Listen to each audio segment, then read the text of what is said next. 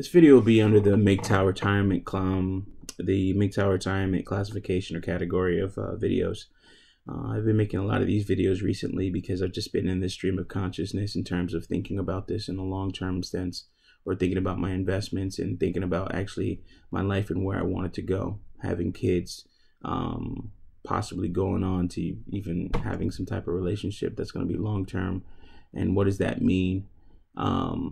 And what does that mean if it doesn't work out? If I become a true MGTOW and, you know, have the wife and have an ex-wife.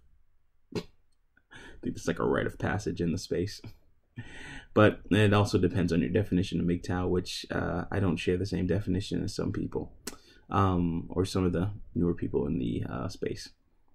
So now, with that being said, MGTOW Retirement in this series is the equivalent of Kevin Samuels, the Mr. Average at Best, but his thoughts on dying alone, and essentially that's what the MGTOW Retirement series is. Die alone, get a dog. Sorry, it's really what it's about. It's taking the emotional side of it out, especially after a couple comments that I got. I had to redirect things and change the way I look at everything. Oh, also, by the way, this is going to be a ramble. This is not a financial video. This is not one of my structured videos. This is just coming from my mind. This is a thought process, or this is a thought dump, if you will. So if anything, get out now. It's just me talking, and there may be feelings involved if you don't like that stuff. Just understand that. But MGTOW Retirement is a bit of a, you're gonna die alone, get a dog. You know, you can go into the technicalities of everyone dies alone, nobody dies together. You know, you can get into that all you want, but when people talk about dying alone, it's not having anybody around you in terms of loved ones. Maybe you're the last of your family and you didn't continue your family on, or maybe you're just a MGTOW and sadly, you know, you've been put in a bad position to where you wanted to be in a better position in life, and you know you're no longer there. Maybe you're fresh out of a marriage or something like that, and you're thinking, how can I go on and what can I do? The family that I thought would be there for me is no longer going to be there for me. The woman I thought would be there for me is no longer going to be there for me, and now I possibly have to go through this alone. And I just want to say it's okay. I want to say that you have to prepare yourself in some way, shape, or form to actually take on all of that responsibility. We're men.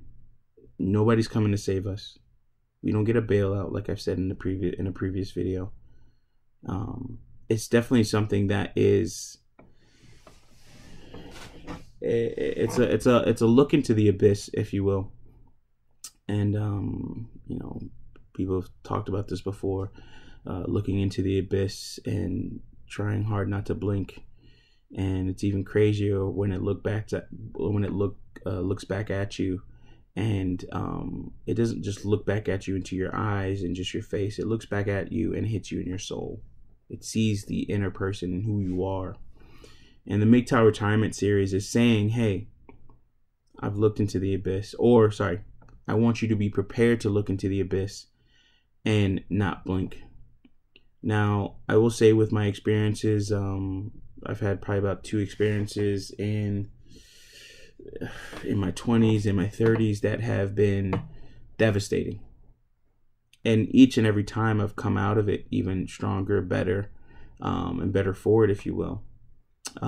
Times where I was really scared, times where I thought, hey, listen, I thought I had this figured out. And the MGTOW Retirement series is basically saying, hey, even with those times that all that shit happened, that you can quote unquote make it out of it, but not just making out of it, or getting out of those situations and getting to a better spot, but continuing to be in a better spot to do things such as, hey, I'm going to make investments that are actually going to accelerate my journey to retirement. Things that are going to put me in a better position in the long run. Things that are going to ensure that if anything happens to me or the rest of my family, I can help take care of them if I need to. Or if I'm just out here doing it myself and I'm the rugged individual, which I semi-believe in, but not totally. I believe you need to still have a community and people around you that can actually help in some way, shape, or form. but being a mostly an isolated person, if you will, I think about making sure that no matter what, I'm straight. No matter what, I have money. No matter what, if anything comes up, I have at least a credit card to, fall back on, if not cash, for bigger problems or issues. And also I have income to fall back on. I lose my job. I mean, if I have to liquidate my assets, it will suck freaking ass. But at the same time, what am I doing to prepare myself and put myself in a better position? Talking about freelance work and doing jobs off of freelance websites, building a clientele for my next little business, which will be mostly coding, and actually putting myself in the right financial position. And that's essentially what this MGTOW series is about. I never really got into it. If you go back to some of my older videos with the MGTOW category, but if you search MGTOW and what if you're sick, or what if you get sick, part 1, 2, 3, and I think 4. I think I did up to 4, and I stopped at that because it was just too emotional for some people. So I'm still kind of doing it, but I try to give warnings at least. But MGTOW Retirement is a series that can be considered black pill. That's just harsh reality, and just understanding that, no matter what, you have to find a way, especially as a man. There's little to no welfare that you're going to get. You'll be seen as less than. There's the mental anguish of the mental side of that. There's the financial side of that. There's also the physical side of that. I'll probably start doing some cooking videos pretty soon, because I actually been trying to lose weight, and that's a part of MGTOW Retirement as well, making sure that going on into the latter half of my life, latter portion of my life. I hope I live longer than 60 years, or 70 years. But going on to the later portion of my life and saying, hey, listen, I got to lose weight. I got to make sure that my body, my bones, and my joints can actually handle it. These are things that we all have to think about. So if you're a fat ass MGTOW like myself, I just broke out of the 340s. I was probably about 350, 347 at my highest a couple months ago. So now I've done little things, walking, and I was in my little home gym that you guys have seen me build. And I was about to work out, but I was like, screw this, I want to do videos. But getting back to the point of just, you have to do things to ensure that if you're going to go through this life alone, that you'll have some type of backing. And sometimes it's not a person, it's money. It's important to have these things. It's important to understand this type of world. It's important to understand the mindset of other people and how they view you in this world. So I implore you, take the emotions out of it, even though I'm putting some in.